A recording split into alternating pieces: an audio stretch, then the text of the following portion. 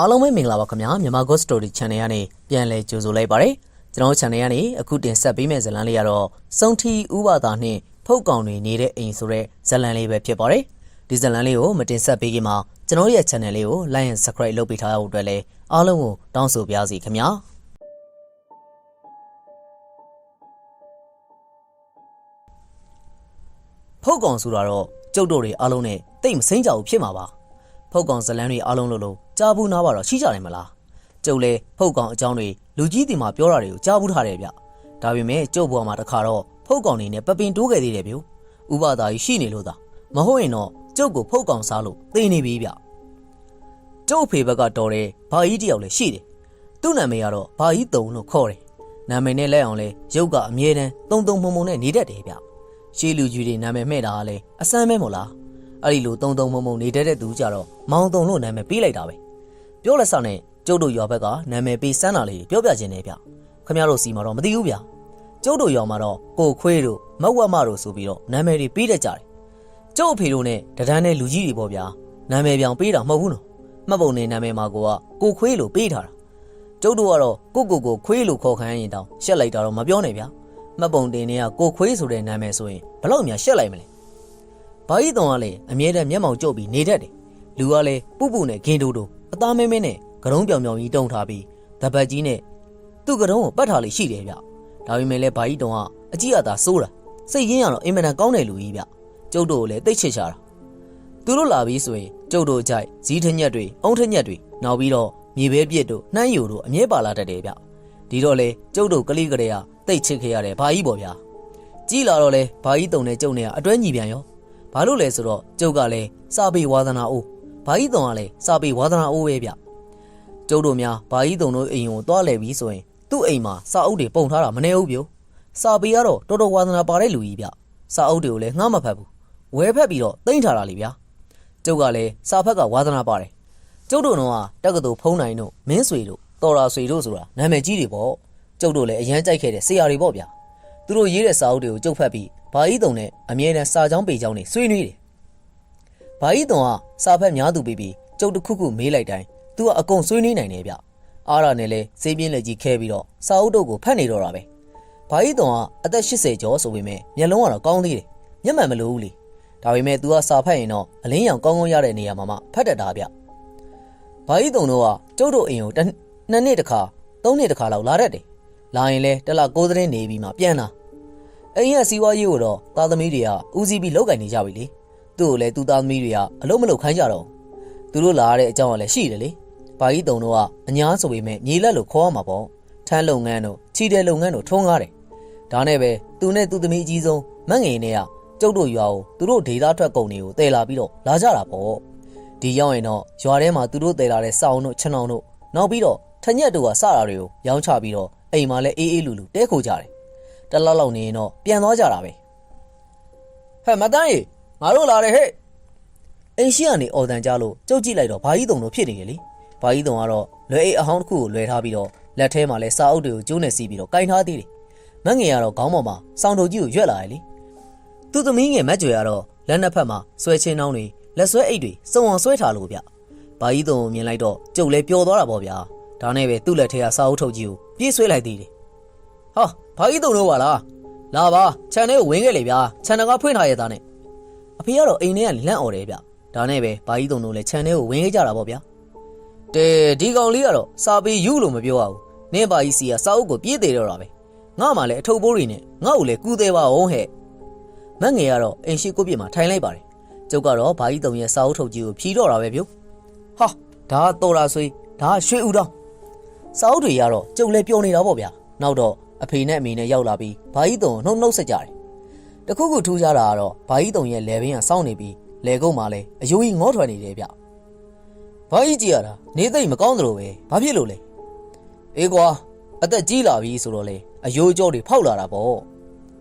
့ဒါဖြစ်ရင်လေကျုပ်တို့ရွာဆေးစီယာကြီးနဲ့ပြကြည့်ပါလားအဖေကဝင်ပြောတယ်လေဘာကြီးတုံကတော့ခေါင်းခါလိုက်တယ်နေပါစေကွာဆေးစီယာတွေနဲ့လည်းမကူတော့ပါဘူးငါယောဂငါသိပါတယ်ဘာမှမဖြစ်ပါဘူးအမေကလည်းမိဖို့တွေကပြေးထွက်လာပြီးတော့ဟဲမငယ်တို့မြဝလာလိုက်တာဟုတ်တယ်အရေးတန်းရေအခုတလောစားလို့တောက်လို့ကောင်းချက်ပဲတော့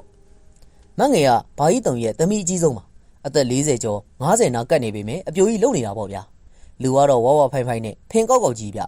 ျသူ့ဖင်လုံးကြီးတွေကလည်းတလုံးရေအိုးလုံးကြီးတွေကျနေတာပဲလမ်းလျှောက်ရင်တော့တလုံးကနှိမ့်လိုက်တလုံးကမြင့်လိုက်နဲ့ခမရတို့မျက်လုံးနဲ့မြင်အောင်ပြောရရင်တော့ရုပ်ရှင်တွေကမင်းသမီးကျူးတင်းနဲ့တူတာပေါ့ဗျာ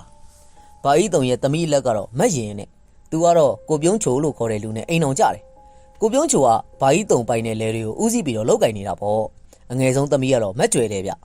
ျကျုပ်တို့ထက်3-4နှစ်လောက်တော့ကြီးတာပေါ့သူကတော့အပြိုပဲအိမ်မှာရက်ကန်းထောင်ထားပြီးတော့ရက်ကန်းတွေလှုပ်တာပေါ့ဗျာဒါဆိုထုံးစံအတိုင်းဘာကြီးကအိမ်ရှိကန်းမှာအိတ်မငယ်နဲ့မက်ကြွယ်ကတော့အောက်ထပ်မှာအိတ်ပေါ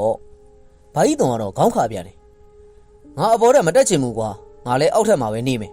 ငါခြေထောက်တွေကတိတ်မကောင်းတော့ဘူးကွာဒါနဲ့ပဲကျုပ်တို့လည်းအောက်ထက်ကကျုပ်ညီမအခန်းကိုရှင်းပေးပြီးတော့ဘာကြီးတုံနဲ့မငယ်တို့ညီမအတွက်နေရာပြင်ပေးလိုက်တာပေါ့ဘာကြီးတုံကြည့်ရတာလမ်းလျှောက်ရင်အရင်လိုမတွက်တော့ဘူးဗျနှိမ့်တုံနဲ့ဖြစ်နေတာပေါ့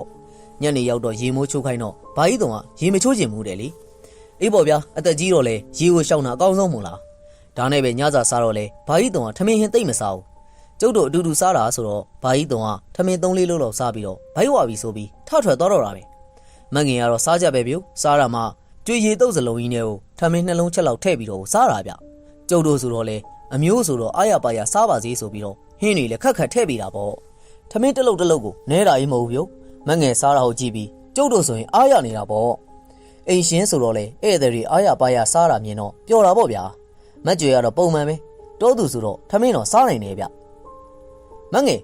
်ညီကလည်းစားလိုက်တာအေးအဲ့ဒါကြောင့်မို့လို့ဒီလိုခန္ဓာကိုယ်ကြီးဖြစ်တာနေမှာအမေကတော့မှတ်ချက်ချလိုက်ပါတယ်မငယ်ကတော့ဘာမှမပြောပါဘူးထမင်းတွေကိုကြီးပဲပါဇက်ထဲကိုထိုးသွင်းနေတော့တာဒီလိုနဲ့ညရောက်တော့ဘာကြီးတုံနဲ့ကျွန်တော်နဲ့အိမ်ရှိရကိုယ့်ပြစ်ကိုထွက်ခဲ့တယ်ဘာကြီးတုံကစာသမားပေသမားဆိုတော့ကျုပ်နဲ့စာကြောင်းပေကြောင်းတွေပြောကြတာပေါ့ဗျာဒါပေမဲ့ဒီတစ်ခါတော့ဘာကြီးတုံကကျုပ်ပြောသလောက်ကိုမဆွေးနွေးနိုင်ဘူးဗျငုံငန်ကြီးနဲ့ဖြစ်နေတာကျုပ်လဲဘာကြီးတုံထူးဆန်းနေမိတာလေအရင်ကဆိုရင်ဘာပြောသူကကြီးပဲဆွေးနွေးနိုင်ပေမဲ့အခုကတော့ကျုပ်ပြောသမျှကိုအင်းမလို့ဖြစ်နေတာငါတူကြီးငါခြေထောက်တွေညောင်းနေလို့နှိပ်ပေးစမ်းမအောင်ကွာဘာကြီးတုံတို့ကကားလမ်းပေါက်တယ်တမ်းမြင့်ရွာမှာဆင်းပြီးတော့ကျုပ်တို့ရွာကိုလမ်းလျှောက်လာရတာဆိုတော့အသက်ကြီးတော့လေညောင်းပြီပေါ့ဗျာဘာကြီးတုံကသူ့ခြေထောက်ကိုကိုပြစ်ပေါ်တင်ပေးတယ်ကျုပ်လည်းဘာကြီးတုံရဲ့ခြေစလုံးနဲ့ပေါက်နေကိုနှိပ်နေပေးတာပေါ့နှိပ်ရင်းနဲ့ဘာကြီးတုံကဘာပြောတယ်ထင်လဲဗျမိန်းကလေးတွေအကြောင်းတွေပြောတော့တာယောက်ျားသား2ယောက်တည်းပြောတာဆိုတော့လေမိုင်းရမ်းနေပါတာပေါ့ဗျာကျုပ်လည်းအစတော့နားထောင်နေသေးတယ်နောက်တော့မှအသက်80ဆိုပေမဲ့ဖရာတရားအကြောင်းမပြောပဲမိန်းမတွေအကြောင်းပြောနေတော့ကျုပ်လည်းနားထောင်ရတွေခတ်နေတာပေါ့ဘာကြီးတုံမှာအဲ့ဒီစိတ်တွေရှိသေးတယ်ဆိုပြီးအံ့ဩနေတာနှိပ်ပေးနေရင်15မိနစ်လောက်ကြာတော့ကျုပ်တကူလုံးလည်းပူလာတယ်ဗျနှစ်ဖူးမှလည်းချွေးစည်းတွေထွက်လာတယ်ပူတာကရာသီဥတုပူတာလိုမျိုးမဟုတ်ပဲအသားရည်တွေကိုရင်းကနေပူပြီးတော့အိုက်လာတာဗျနှိပ်ပေးနေရင်နိုင်ဝဲလောက်ကြာတော့ကျုပ်လည်းဆက်နှိပ်မပေးနိုင်တော့တော်ပြီဘာကြီးတုံရကျုပ်ပြောလိုက်တော့ဘာကြီးတုံကခေါင်းညိနေလေကျုပ်တကူလုံးလဲချွေးတွေကိုရွှဲနေတာပေါ့ရာဒီဦးကလည်းစောင်းလွင်းကြီးလေကျုပ်တို့ဘက်မှာအညားဆိုပေမဲ့စောင်းဆိုရင်တော့တော်တော်အေးတာလေအခုတော့ည9နာရီလောက်ကြီးကျုပ်တယောက်တည်းချွေးတွေပြန်လိုက်တာဗျာအိမ်ကိုသွားဖို့ထားလိုက်တော့ကျုပ်ကောင်းထဲမှာရေခနဲမူးတက်လာတယ်ဒါနဲ့ပဲအိမ်နိုင်တန်းကိုကင်ပြီးတော့အသားလေးမှီရက်နေလိုက်တယ်ခဏနားလိုက်တယ်လေအိမ်အောက်ထပ်ကိုဝင်လိုက်တော့မငယ်ကအိတ်နေတာတခေါနေဗျအမေကတော့မအိတ်သေးဘူးမက်ကြွယ်နဲ့ထိုင်ပြီးတော့စကားတွေပေါ်နေတာဟာတကူလုံးပူလိုက်တာအမေကကျုပ်ရေချိုးလိုက်အောင်မေဟဲ့သေးနာကောင်လေးနေယောဂမရှာနဲ့လေစောင်းတွင်းကြီးကိုညစ်နှက်မှရေချိုးတော့နေသေးသွားမှာပေါ့နေကဘာလို့ပူနေတာတော့ကျုပ်ဘာကြီးတုံသွားနှိပ်ပြီးလိုက်တာဗျဩအေးအဲ့ဒါအပူကူးတာဖြစ်မယ်သူ့ကိုနှိပ်လိုက်တော့သူ့စီကအပူတွေနင်းစီကိုကူးတာနေမှာသွားခြေလက်ဆေးလိုက်အမေပြောလို့ခြေလက်တွေဆေးလိုက်ပြီမင်းလေပူတာပြောက်မသွားဘူးဗျကျုပ်လည်းအိမ်မော်တက်ပြီးခြံအောင်ထဲကိုဝင်အိတ်လိုက်တယ်ညတကောင်လောက်ရောက်တော့မှအပူတွေကပျောက်သွားတယ်အဲ့ဒီတော့မှချမ်းတယ်လာနဲ့ကျုပ်လည်းစောင်းဆွဲချုံလိုက်တယ်ဗျအဲ့ဒီချိန်မှာကျုပ်တို့အိမ်နောက်ဖေးကကြက်တန်းကနေပြီးတော့ကြက်တွေထအော်တာကိုကြားလိုက်တယ်ကျုပ်တို့ရွာအိမ်ဒီမှာကြက်တွေမွေးထားတတ်တယ်ဗျမွေးထားတာလည်းအိမ်စားဟုတ်တော့ပါဗျာကြက်တွေကဗမာကြက်တွေဆိုပေမဲ့မိုးချုပ်လာပြီဆိုရင်တစ်ပင်ခက်နေဒါမှမဟုတ်တန်းတစ်ခုပေါ်တက်ပြီးတော့အိတ်ကြတယ်ကျုပ်တို့အိမ်နောက်ဖေးမှာထင်းနေထားတဲ့အဖီကလေးတစ်ခုလည်းရှိတယ်လေအဲ့ဒီအဖီလေးထဲမှာတန်းလေးတန်းထိုးထားပြီးတော့အဲ့ဒီပုံမှာကြက်တွေကအိတ်ကြတာပေါ့အိမ်မှာတော့အဲ့ဒီနေရာကိုကြက်တန်းလို့ခေါ်တယ်ကြက်တွေကတဝုံဝုံနဲ့ပြန်နေတဲ့အတန်တွေကိုလည်းကြားရတယ်ကျုပ်ကတော့ခွေးဖြစ်ကြောင်ဖြစ်ကြက်တွေစီကိုရောက်သွားတယ်လို့ထင်တာနောက်မကြပါဘူးကြက်တွေအော်တန်လည်းငြိမ့်သက်သွားတယ်လေကျုပ်လည်းအိတ်ချင်လာနဲ့စောင်းချုံပြီးတော့ကွေးလိုက်တယ်ဗျအိတ်ကောင်နဲ့အိတ်လိုက်တာမနဲ့တော်တော်နေမြင့်မှာပဲကျုပ်နိုးတယ်ဗျအဲ့ဒီနေကလဲထဲမသွားဘူးဆိုတော့ ကျုပ်ကဘယ်သူမှလည်းမနှိုးကြဘူးလေအိမ်အောက်ကိုဆင်းလိုက်တော့အမေကမိဖို့ထဲမှာနေလေစာချက်နေတယ်ဘာကြီးတုံလည်းမရှိတော့မငယ်တို့ညီမကတော့ရွာထဲကိုထွက်သွားတယ်လို့ပြောတယ်အမေဘာကြီးတုံဘဲသွားလဲဗျနေဘာကြီးတုံအိမ်တော်ဖေးကဝယုံရိတ်မှာသွားထိုင်နေတယ်လေကျုပ်လည်းထူးဆန်းသွားတာပေါ့ဝယုံရိတ်ဆိုတာကျုပ်တို့အိမ်သားနဲ့အိမ်တော်ဖေးရေမြောင်ကြီးနဲ့အနားမှာရှိနေတာလေအဲ့ဒီနေရာအရန်ကိုချီးစော်သေးစော်နဲနေရဒါနဲ့လက်ကောင်နေညဘာတန်နေကြားသေးလေကျုပ်ပြန်စဉ်းစားလိုက်တော့ကြက်တွေထအော်တဲ့အမေရဲ့ညတကောင်လောက်တော့ရှိပြီထင်တယ်အေးဟဲဒီမနဲ့ကြက်နှစ်ကောင်ပြောက်နေတယ်ကျုပ်လည်းမီးဝကြောင်တွေကစားအိုးတွေကစားလက်စုပ်ကိုနှိုက်ပြီးတော့သွားကိုပုတ်နေလိုက်ပါတယ်ကျုပ်တို့စီမှာအဲ့ဒီတော့ကတော့သွားတိုက်စေးတို့သဘုတ်တန်တို့မသုံးကြဘူးဗျမိုးလင်းတာနဲ့စားနေပဲတိုက်ကြရတာအမေရလေးဗျာအမေကြက်တွေထွက်ပြေးသွားတာနေမှာပေါ့ဟဲ့မဟုတ်ဘူးဟဲ့ကြက်တွေကရုံးရင်းဆန်ကဖြစ်ခဲ့တယ်ထင်တယ်အမွှေးတွေလည်းပြန့်ကျဲနေတာပဲခွေများဆွဲသလားတော့မသိပါဘူးဟုတ်မယ်မေကြီးညကြက်တွေအလံတကြားဖြစ်ပုံပဲရွာတွေကခွေးလေခွေးလင်းနေလက်ချက်ပဲနေမှာပေါ့ရွာတွေကခွေးတွေကခွေးငက်တွေဆိုရင်မဲ့အိမ်ထဲခြံထဲကိုတော့ဝင်ဆွဲလေမရှိပါဘူးဒါပေမဲ့လည်းခွေးဆိုတာပုံသေးပြောလို့မရဘူးမလားကျုပ်လည်းမျက်နှာတက်ပြီးတော့ဘာကြီးတုံနားကိုသွားလိုက်ပါတယ်အိမ်နာနာဆိုတော့ချီးနှံ့လည်းနန်းသလိုအိမ်သာနောက်ဖေးကွင်းစံနာမှာကျုပ်တို့တွေဤပါနေကြဆိုတော့အဲ့ဒီအပုံပုံတွေရဲ့အနံ့အလေလေးတိုက်တိုင်းသင်းနေတော့ပါပေါ့ဗျာကျုပ်လည်းနှာခေါင်းကိုပိတ်လိုက်တယ်ဘာကြီးတုံရဲ့ဒီနာကတော်တော်နန်းနာကိုဘာကြီးတုံမို့လို့လားထိုင်နေတယ်ဘာကြီးတုံကတော့ဝါပလက်ကလထိုင်လေးပေါ်မှာအေးစီစီထိုင်နေတာဗျနောက်ပြီးတော့ခြေထောက်ကလေးကိုလည်းနှံ့နေသေးတယ်ဒါနဲ့ဘာကြီးတုံကိုပြောအောင်မယ်စားဆောင်မှာကျုပ်တို့ရွာဦးစင်းကြောင်ပါလာတယ်ဗျဘာကြီးတုံပြင်းဖတ်ကြည့်ပေါ့ဗျာဟာရပါတယ်ကွာမလုပ်ပါနဲ့လှုပ်ဆန်းမှာဘာကြီးတုံရဲ့ပြီးတော့ကျုပ်တို့ရွာအလူပွဲကြောင်းလည်းပါသေးတယ်ဗျကျုပ်လည်းမျက်မြင်ကလာစားဆောင်လေးကိုပြေးယူလိုက်တယ်စားဆောင်လေးကိုယူပြီးတော့ကျုပ်တို့ရွာဦးကျောင်းဆရာတော်ပုံရင်ကျုပ်တို့ရွာမှာ9ရက်9လီကျင်းပတဲ့ရှင်ပြူပွဲအကြောင်းရင်ဓာတ်ပုံတွေလည်းပါတယ်မလားအဲ့ဒီစားဆောင်လေးကိုဘာကြီးတုံလှမ်းပေးလိုက်တာပေါ့ဘာကြီးတုံကတော့မယူချင်းနဲ့စားဆောင်လေးကိုလှမ်းယူတယ်ပြီးတော့ဘာလုပ်တယ်ထင်လဲစာအုပ်ကိုစောက်ထိုးကြီးကြည့်နေတာဗျကျုပ်ပေးလိုက်တဲ့ဟာစားဆောင်ရဲ့နောက်ကျောဖုံးကြီးဗျစားဆောင်နောက်ကျောဖုံးမှာဗမာစေးကြော်ညာလို့စာတွေရေးထားတဲ့ကြော်ညာတွေလည်းပါတယ်လေအဲ့ဒီကြော်ညာကိုစောက်ထိုးကြီးဖတ်နေတာကျုပ်လည်းအံ့ဩသွားတာပေါ့ဗျာဘာကြီးတုံဖတ်နေတာပြောင်းပြန်ကြီးနေဗျာဘာကြီးတုံကစာအုပ်ကိုအတက်ဖြစ်အောင်လုပ်လိုက်ပြီးတော့စာရွက်တွေကိုဟိုလန်ဒီလန်လုပ်နေတယ်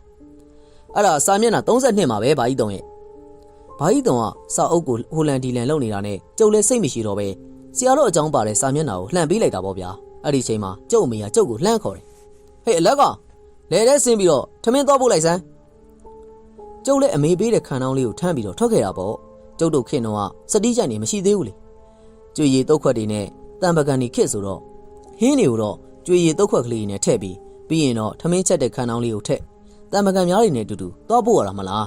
းကျုပ်လည်းတောင်းလေးကိုရက်ပြီးတော့လဲတဲ့ကိုထွက်ခဲ့တာပေါ့မငယ်တို့ညီမကျုံညီမတယောက်နဲ့တောင်းကြီးရွက်ပြီးတော့ရွာထဲသွားနေတာတွေ့လိုက်တယ်ဗျသူယူလာခဲ့တဲ့ဒေတာထွက်ကုန်တွေကိုလိုက်ရောက်နေတာပေါ့ဗျာကျုပ်လဲတဲ့ကိုရောက်တော့အငယ်ကောင်တယောက်တည်းရှိနေတာလဲရလဲရေးရတော့မှာဆိုတော့တိတ်ပြီးတော့ဂယူးဆိုင်စားတော့မလိုတော့ဘူးလေကျုပ်လဲလဲထဲမှာထိုင်ရင်အငယ်ကောင်အတွက်ထမင်းပြင်နေတော့မှဘေးနာဥပတာတို့လဲဆောင်တဲကနေဥပတာကြီးကနှုတ်ဆက်လာတယ်ဟေးဘာဟင်းချက်တုံးကွာမွေးနေတာပဲကျုပ်အမေရဲ့ကြက်သားကလားကျက်လက်ရလေးပေါ့ဗျာမဆက်လာနိုင်နဲ့ရှေ့ချက်ထားတာဟာကောင်းတာပေါ့ကွာဒါနဲ့မင်းတို့အိမ်မှာဧည့်သည်ရောက်နေတာလားဟာဥပဒါကြီးကဘလို့လို့သိရလဲဗျသိတာပေါ့ကွာမင်းတို့အိမ်ကတစ်ခါလာငချောက်တစ်ခါလာခရမ်းသီးဟင်းနဲ့စားနေတာမလားဟင်းကောင်းပုံထောက်ရင်တော့ဧည့်သည်ရောက်နေပြီဆိုတာတန်းသိတာပေါ့ကွာကျုပ်လည်းအငဲကောင်းပကံထဲကိုဟင်းတုံးထည့်ပေးလိုက်ပြီးတော့ပိုးတဲ့ဟင်းတုံးကိုကျွေရည်တုတ်ခွက်လေးတိုင်းကင်ပြီးတော့ဥပဒါတို့တဲကိုကူလာခဲ့ပါတယ်ဥပဒါကြီးကလည်းထမင်းစားကိုပြင်းနေတာဗျဟင်းကတော့ပဲเจ้าကိုနှက်ထားတဲ့ပဲဟင်းတစ်ခွက်ပဲပါတယ်ကျုပ်လည်းဥပဒါကြီးကိုဟင်းခွက်လှမ်းပေးလိုက်တယ်ဥပဒါကြီးစားဖို့ဗျာကျုပ်ကတော့အိမ်ရောက်မှပဲစားတော့မယ်ဥပဒါကြီးကဝမ်းသာသွားတယ်ဗျသူ့မျက်နှာကိုဖြီးနေတာဗျကျွေးတဲ့လူရှိတော့လဲစားရတာပေါ့ကွာဒါနဲ့မင်းတို့အိမ်ကကြက်တွေတော့ဧည့်သည်ရောက်နေတယ်ဆိုပြီးမျက်ခုံးလှုပ်နေကြမှာပဲဟေးမျက်ခုံးလှုပ်ရင်လည်းမကောက်ဘူးဗျခေါင်းမှာလှုပ်တာဗျဒါနဲ့ညရတော့မှအိမ်ကကြက်နှစ်ကောင်ခွေးဆွဲသွားသေးတယ်ဥပဒါကြီးကကျုပ်ပေးတဲ့ကြက်သားကိုတစ်ဖက်ဖဲလိုက်ပြီးရင်တော့မှထမင်းပေါ်ပုံလိုက်တယ်ဗျဒါနဲ့မင်းတို့အိမ်မှာကြက်ထားတာနှိမ့်လို့လားကွာနှိမ့်တော့မနှိမ့်ပါဘူးဗျာလူကြီးရင်ကောင်းလောက်ရှိတယ်တန်းပေါ်မှာထားတာဗျဥပဒါကြီးကတစ်ချက်ငြိမ်သွားတယ်ဗျနောက်တော့ထမင်းလုပ်ကိုပါဇက်တဲထိုးထည့်လိုက်ပြီးတော့ပလုတ်ပလောင်းနေအေးလေကွာဒါဆိုရင်ခွေးကဘလို့ဆွဲမလဲကွာကျုပ်လဲဇဝေဇဝါဖြစ်သွားတယ်ဗျဟာကျုပ်လဲမတွေးတတ်တော့ပါဘူးဗျာအဲ့လိုပြန်ဖြေလိုက်ပါတယ်ဒီလိုနဲ့3ရက်လောက်ကြာသွားတာပေါ့ဗျာကျုပ်လဲညတိုင်းဘာကြီးတုံနင်းနှိပ်ပေးရတာ ဘာကြီးတော်ကညရောက်ပြီးဆိုတာနဲ့ကျုပ်ကိုအိမ်ရှိကိုပြစ်ပေါ်ခေါ်ပြီးတော့နှိပ်ခိုင်းတော့တာပဲဗျကျုပ်လည်းနှိပ်မပေးခြင်းဘူးဗျဘာလို့လဲဆိုတော့သူ့ကိုနှိပ်ပေးလိုက်ရင်သူ့စီကအပူတွေကူးပြီးညတစ်ဝက်လောက်ကောင်းကောင်းအိပ်မရအောင်မငယ်ကတော့ထုံးစံတိုင်းစားမြဲစားနေတာပေါ့ဗျာထူးဆန်းတာတခုထပ်ပြောရရင်တော့ကြက်တွေကလည်းတညာချတစ်ခါလောက်ပျောက်နေတာပဲအမေတို့ကနောက်ဆုံးတော့ကြက်တွေကိုမိဖို့ကန်နဲ့ထည့်ပြီးတော့တင်ထားတာပေါ့ဗျာနောက်ရက်ကျွန်တော်အိပ်ရာထလာတော့လူတကိုယ်လုံးလဲနှုံးနေတာပဲချမ်းလဲတော်တော်ချမ်းတာနဲ့စောင်းရင်းခြုံပြီးတော့အိမ်အောက်ကိုဆင်းလာတယ်အငယ်ကောင်နဲ့အကိုကြီးကတော့လေထဲကိုသွားဖို့ပြင်နေကြရလေဘလကောင်နေပါဖြစ်နေရလေမသိပါဘူးအမေယာကျုပ်ကိုရီလက်တွေမတဲချင်းသလိုဖြစ်နေပြီးတော့နှုံးနေလို့ဗျဒါဆိုရင်လေထဲမဆင်းနိုင်လေအိမ်မှာပဲနားနေပါလားအမေကပြောတယ်ဗျအကိုကြီးကလည်းအေးကွာမင်းအားမရှိရင်လည်းနေခဲ့လေကွာယာတီဥရုကြောင့်မင်းအဖျားဝင်နေတာဖြစ်မယ်ဒါပေမဲ့လည်းကျုပ်ကလက်မခံဘူးဟာမရဘူးကိုကြီးကျုပ်လဲတဲ့ဆင်းမယ်ခွေနေရင်ပို့ပြီးတော့နေမကောင်းဖြစ်မယ်လဲတဲ့ဆင်းတော့ချွေးလေးပါလေးထွက်ပြီးတော့နေကောင်းသွားတယ်မလားကျုပ်စကားကိုအမေတို့ကလည်းလက်ခံပါတယ်ကျုပ်တို့တောသားတွေဆိုတာနေမကောင်းဖြစ်ရင်အိမ်ထဲမှာခွေနေဖို့အတွက်အရန်ဝင်လေးတာမဟုတ်လားအမြဲတမ်းချွေးတဆူဆူနဲ့အလုံးလုံးနေမှကျမ်းမာတာလို့လေယုံကြည်ကြတယ်လေကျုံမနှက်စာစားနေတော့မှအမေကတခုပြောတယ်ဗျဒါနဲ့ညကထူးဆန်းနေမိဖို့ကြောင့်နဲ့ကြက်တွေထက်အိတ်တာတော့မှကြက်တကောင်ပျောက်နေသေးတယ်ဟာဒါဆိုရင်တော့ခွေးမဖြစ်နိုင်ဘူးမေဒါနဲ့အဖေကိုရောပြောပြီးပြီလားနင့်အဖေလည်းရွာထဲကမြေလူးတဲ့အမှုနဲ့ရဲစခန်းကိုသွားနေရတယ်စိတ်ညစ်နေရတယ်မလားဒီလောက်နဲ့တော့မပြောတော့ပါဘူးဒါဆိုရင်လည်းစောင့်ဖမ်းဖို့အမေဟ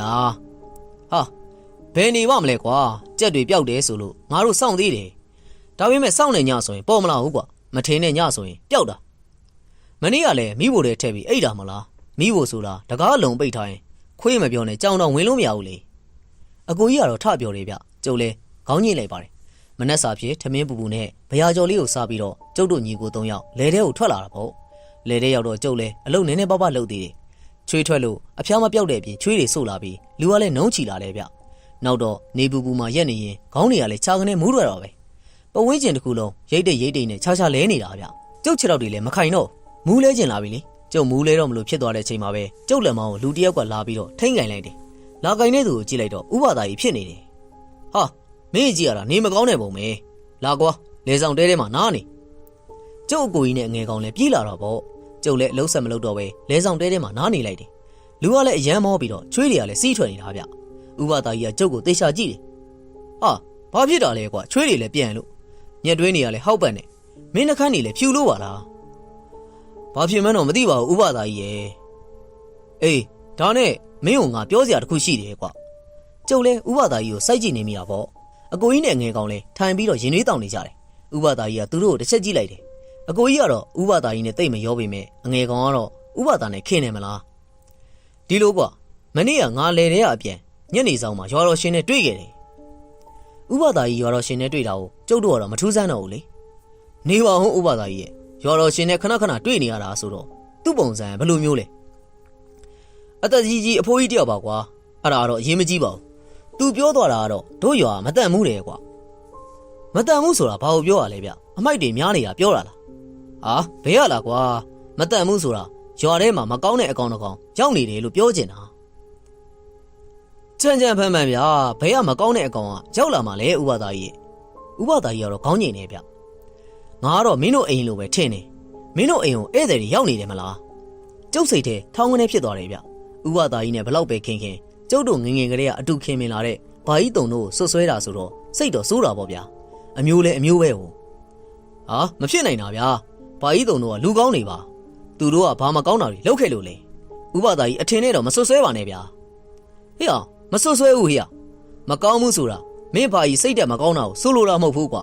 သူ့စီမှာဖုတ်တွေအစိမ်းသေးရဲတွေများကပ်ပါလာသလားပဲမဖြစ်နိုင်တာဗျာဘာကြီးတုံကလူကောင်းကြီးပါဗျနောက်ပြီးတော့ကြုတ်ကြားဘူးတာဖုတ်ကောင်တွေဆိုတာအစားအသောက်ကျူးတယ်မလားလူတွေအိတ်နေတဲ့အချိန်အစားခိုးစားတယ်လေဘာကြီးတုံကသူ့အတူတောင်မှထမင်းသုံးလုံးထဲပိုစားတဲ့သူမဟုတ်ဘူးဗျဥပဒါကြီးကတော့ခေါင်းကိုတွတ်တက်ခါလိုက်ပါတယ်မဟုတ်ဘူးကွာငါတန်တရားတွေကမင်းကိုတွေ့တော့ပို့ပြီးတော့ခိုင်းမှလာတယ်ငါပြောမယ်မင်းမှန်အောင်ဖြေစမ်းမင်းရဲ့ဘာကြီးတုံကမင်းကိုနင်းတာနှိပ်တာလောက်ခိုင်းသေးလားကျုပ်စဉ်းစားပြီးတော့ခေါင်းညှိလိုက်တယ်ဗျကျုပ်ညီအငယ်ကောင်ကလည်းဝင်ပြောတယ်နှိပ်ခိုင်းတယ်ဗျကျုပ်ကိုလည်းညနေဆောင်ဆိုရင်သူ့လက်တွေကိုနှိပ်ပေးရတာ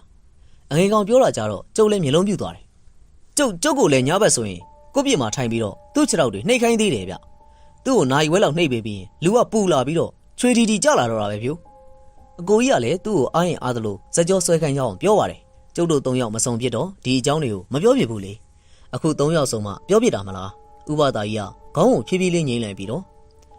ငါထင်တာမှန်ဖို့များနေပြီကွာမင်းတို့ဘာကြီးကိုဖုတ်ကောင်ဝင်ကက်နေပြီဟာဥပဒါကြီးပြောတာတကယ်သိကြလားအေးပေါ့ကွာဖုတ်မှာလည်းထမင်းစားတဲ့ဖုတ်ရှိသလိုသွေးဆုပ်တဲ့ဖုတ်လည်းရှိတယ်သွေးဆုပ်ဖုတ်ကသူ့ကိုယ်နဲ့ထိတဲ့သူတွေရဲ့သွေးကိုစုပ်ယူနိုင်တယ်ကွာအစိမ့်မြင့်တဲ့ဖုတ်ပေါ့ကွာနောက်ပြီးတော့ရွှေထီးဆောင်ဖုတ်တို့ဖုတ်ပရင်တို့ကလည်းရှိသေးတယ်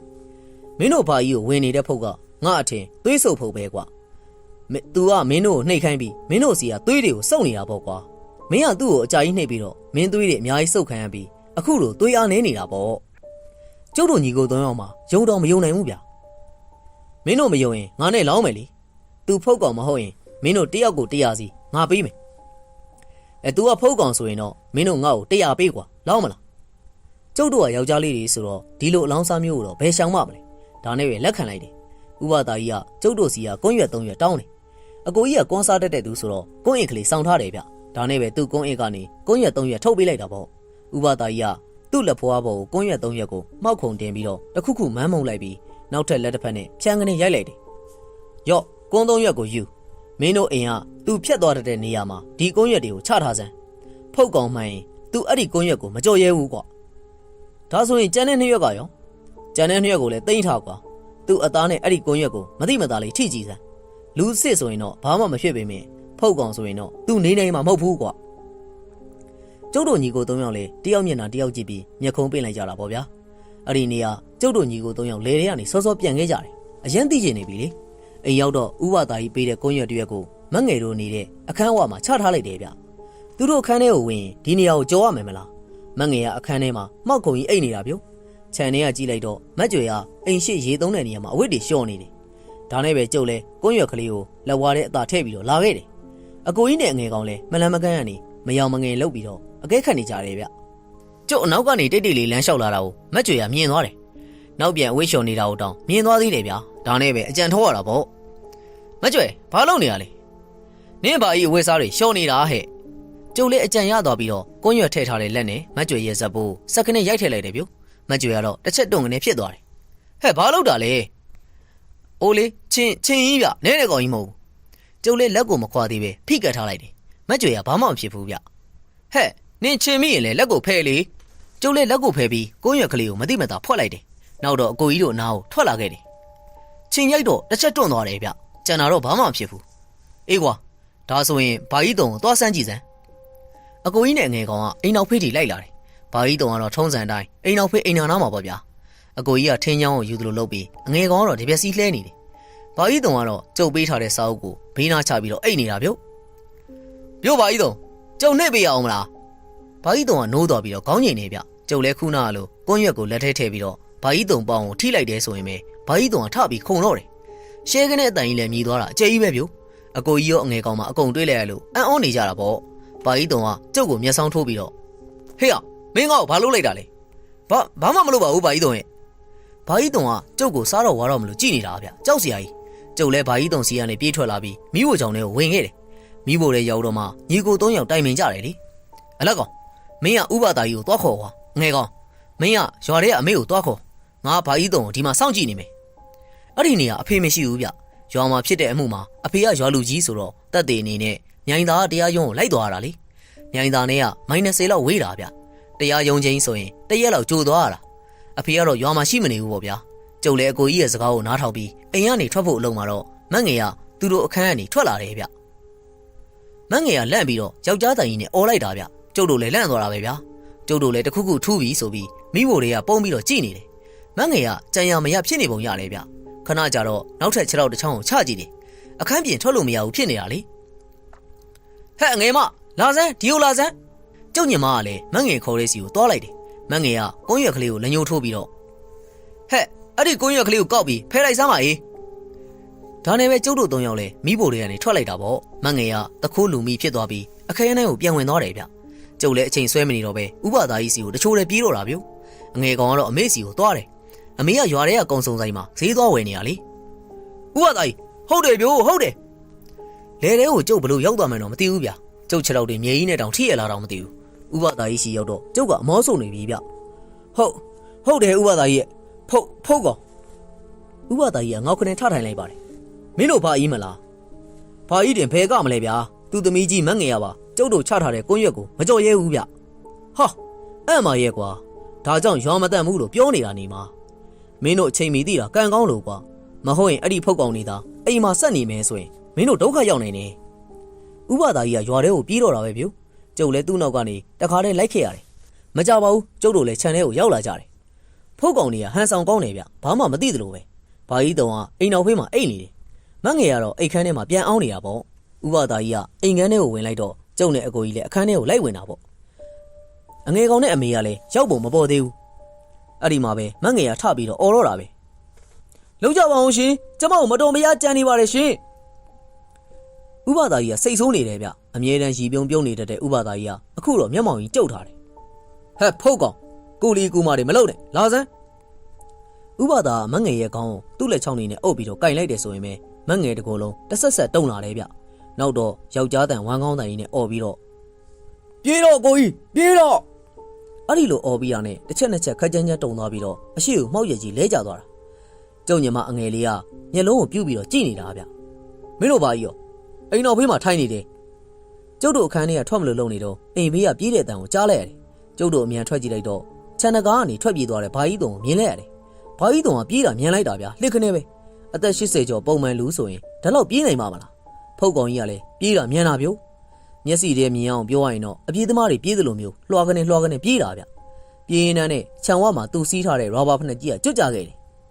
အမေနဲ့ငယ်ကောင်ကအိမ်ပြန်လာရင်လမ်းမှာဘာကြီးတုံပြေးသွားတာကိုတွေ့လိုက်ရတယ်တဲ့တကယ်ပါဗျာပြေးတာလည်းမြင်လိုက်တာကျုပ်တို့ခြံဝကနေထွက်ကြည့်လိုက်တော့ရွာလေလမ်းတောင်ရောက်နေပြီလေဥပဒါကြီးကခြံဝမှာကျွတ်ကြံခဲ့တဲ့ဖက်ကိုလက်ညှိုးထိုးပြီးတော့ငါ့ကိုအဲ့ဒီဖက်နှစ်ဖက်ကောက်ပေးစမ်းကွာကျုပ်လည်းဘာကြီးတုံစီးနေကြရာဘာဖက်ကြီးနှစ်ဖက်ကိုကောက်ပေးလိုက်တာပေါ့ဥပဒါကြီးကတခုခုကိုရွတ်ပြီးတော့အဲ့ဒီဖက်နှစ်ဖက်ကိုကလေးတွေလက်ကွင်းတီးသလိုမျိုးတစ်ခွက်ခွက်နဲ့တီးတော့တာပေါ့ကျုပ်လည်းအံ့ဩပြီးတော့ကြည့်နေမိတာမကြပါဘူးဗျာဘာကြီးတုံကဦးရဖားရနဲ့ပြန်ပြေးလာခဲ့တယ်ဥပဒါကြီးကိုမျက်တောင်နီးနဲ့ကြည့်ပြီးတော့ခြံထဲကိုတလန်းချင်းဝင်လာတာဗျအဲ့ဒီမှာထိုင်စမ်းငင်းထိုင်တော့ဥပဒါကြီးကကိုယ့်ပြစ်ကိုလက်ညှိုးထိုးပြပြီးတော့ဘာကြီးတုံကလည်းကိုယ့်ပြစ်မှာဝင်ထိုင်လိုက်တယ်အမေကလည်းအံ့ဩနေတာပေါ့အဲ့ဒီချိန်မှာအိမ်ထဲကနေမက်ကြွယ်ကပြေးထွက်လာတယ်မလုပ်ပါနဲ့အဖေကိုမလုပ်ပါနဲ့ကျုပ်နဲ့အကိုကြီးလည်းမက်ကြွယ်လက်မောင်းကိုတယောက်တစ်ဖက်စီဝိုင်းဆွဲထားကြတယ်ဥပဒါကြီးကဘာကြီးတုံကိုလက်ညှိုးထိုးပြီးတော့နင့်အဖေကလူမဟုတ်တော့ဘူးဟဲ့ဖုတ်ကောင်ကြီးတကောင်ဖြစ်နေပြီအမေလည်းတော်တော်အံ့ဩနေတာပေါ့မက်ကြွယ်ကတော့ငိုရင်းနဲ့ခေါင်းငိန်နေဗျကျုပ်သိပါတယ်တော့ဒါပေမဲ့ကျုပ်တို့ဖေမဟုတ်တာတော့ဖုတ်ကောင်ကြီးဝင်နေပေမဲ့လည်းကျုပ်တို့ဖေရဲ့ခန္ဓာကိုယ်မလားဖုတ်မှန်ရင်ထုတ်ရတယ်ဟာလူတွေနဲ့အတူမနေကောင်းဘူးမငယ်ကတော့လက်အုပ်ချပြီးတော့မလုပ်ပါနဲ့ရှင်အဖေကိုမလုပ်ပါနဲ့သူ့ဘာသာသူဖုတ်ဖြစ်ရင်ဖြစ်နေပါစေကျမအဖေကိုတော့မလုပ်ပါနဲ့ရှင်ဥပဒါရောအမေရောမက်ကြွယ်ကိုတော်တော်လေးနားချယူရတယ်မက်ကြွယ်ကတော့ခေါင်းမာနေတာနဲ့နောက်ဆုံးကျုပ်တို့မက်ကြွယ်ကိုချုပ်ထားပြီးတော့အတင်းဖုတ်ထုတ်ရတော့တာပဲဗျဟဲ့ဖုတ်ကောင်မင်းကအထီးလားအမလားငါယောက်ျားဟဲ့ငါနာမည်အာမော့ဘာကြီးတုံရဲ့အတန်ပြောင်းသွားတယ်ဗျမင်းဘာလို့သူ့ကိုဒုက္ခပေးရတာလဲ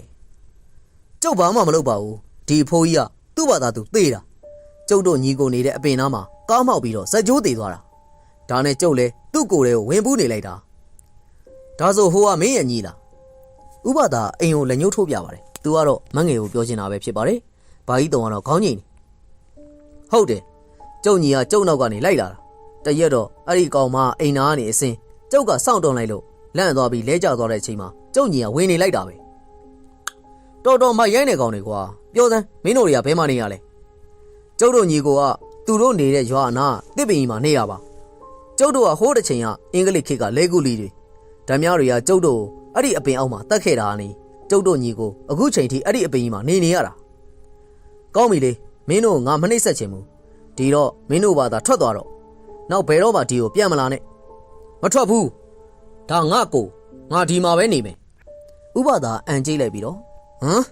ဒါလောက်တောင်ဖြစ်တဲ့ကောင်ကဲကွာဘာကြီးတုံရဲ့နှစ်ဖူးကိုလက်ညှိုးနဲ့ထိုးလိုက်တယ်ဆိုရင်ပဲဘာကြီးတုံကတော့တီကောင်ကိုစားထိတယ်လို့မျိုးလူးလွန်နေတာပဲဗျဒါပေမဲ့လည်းကိုလုံးကြီးကသာလူးလွန်နေတာခေါင်းကတော့ဥပဒါလက်ထောက်ထားတဲ့အတိုင်းပဲဗျနောက်တော့အတန်ကျဲကြီးអော်ပြီးတော့ဘာကြီးတုံလည်းလဲကျသွားတယ်ဖုတ်ကောင်ကြီးလည်းထွက်သွားပြီပေါ့ဗျာမက်ကြွယ်ကိုမေးတော့မှမက်ကြွယ်ကအကုန်ဖြေတယ်သူလည်းမူးမမှန်တာကိုသိတယ်တဲ့ဖုတ်မဝင်ခင်တော့ဘာကြီးတုံမြို့တရင်အဲ့ဒီအပင်အောက်ရောက်မှာကားပေါ်ပြုတ်ကြပြီး ခဏသေးသွားတယ်ပြောတယ်9 မိနစ်လောက်ကြာမှပြန်ထလာရတယ်ဗျာအဲ့ဒါကြောင့်နေမှာဘာကြီးတုံရဲ့ဇက်ကအယိုးကြီးငေါထွက်နေတယ်ဆိုတာလေတကယ်တော့ဇက်ကျိုးထားတာဗျမငယ်ကိုဖုတ်ဝင်နေတာမကြွယ်ရမသိရှာဘူးမငယ်ကတော့ကန်ဆိုးရတယ်ဗျာဖုတ်ကောင်6လန့်လိုက်တဲ့အချိန်လန့်ပြီးတော့နှလုံးရက်သေးသွားတာဖြစ်မယ်ဘာကြီးတုံမူးမမှန်တာကိုသူတို့အမလက်မက်ရည်နဲ့ကိုပြုံးချိုကရိပ်မိသွားပြီးတော့အထက်လန်းဆရာနဲ့ဖုတ်ထုတ်မယ်အလုံးမှာမကြွယ်ရသူ့အဖေနဲ့သူ့အမကိုခေါ်ပြီးကျုပ်တို့စီကိုရှောင်လာခဲ့တာပဲတဲ့ဗျာမကြွယ်အဖေကိုချစ်ပုံများတော့လက်လန့်ပါတယ်အဖေကဖုတ်ကောင်မှန်းသိတာတောင်သူကဆက်ပြီးတော့လှုပ်ကြွေးပြုစုခြင်းနေတာမလားနောက်နေ့ကျတော့အဖေရွာကိုပြန်လာတယ်ကျုပ်တို့လည်းအဲ့ဒီနေ့မှာပဲဘာကြီးတုံနဲ့မငယ်တို့ရဲ့အလောင်းကိုရွာပြင်းမှာမိရှုလိုက်တယ်ဗျကျုပ်တို့ဓလေ့ရဆိုရင်အစိမ့်သေးဆိုရင်တော့မိရှုရတယ်လေနောက်ရက်တော့ကိုပြုံးချိုတို့ရောက်လာကြတယ်မက်ကြွယ်ကိုပြန်ခေါ်သွားပြီးတော့ဘာကြီးတုံနဲ့မငယ်တို့အတွက်လည်းအလူတန်းလုပ်ပေးသွားကြတယ်ဒါကတော့ကျုပ်တို့အိမ်ကိုရောက်လာခဲ့တဲ့ဖုန်းနှကောင်ဥပဒါကြီးထုတ်ပေးခဲ့တဲ့အကြောင်းပေါ့ဗျာကဲဒီနေ့တော့ဒါတော့ပဲဗျာကျွန်တော် channel ကနေအခုတင်ဆက်ပေးခဲ့တဲ့ဇာတ်လမ်းလေးကတော့စုံထီဥပဒါနှင့်ဖုတ်ကောင်နေနေတဲ့အိမ်ဆိုတဲ့စိတ်ဝင်စားဖွယ်ရာဇာတ်လမ်းလေးတစ်ပုဒ်ပဲဖြစ်ပါတယ်နောက်ထပ်လည်းဘလို့စိတ်ဝင်စားဖွယ်ရာကောင်းတဲ့ဇာတ်လမ်းတွေကိုထုတ်လွှင့်တင်ဆက်ပေးမယ်ဆိုတာစောင့်မျှော်ခံစားနားဆင်အားပေးကြပါအောင်ခင်ဗျာနားဆင်အားပေးကြတဲ့ပရိသတ်များအားလုံးကိုအထူးပဲကျေးဇူးတင်ရှိပါတယ်ခင်ဗျာ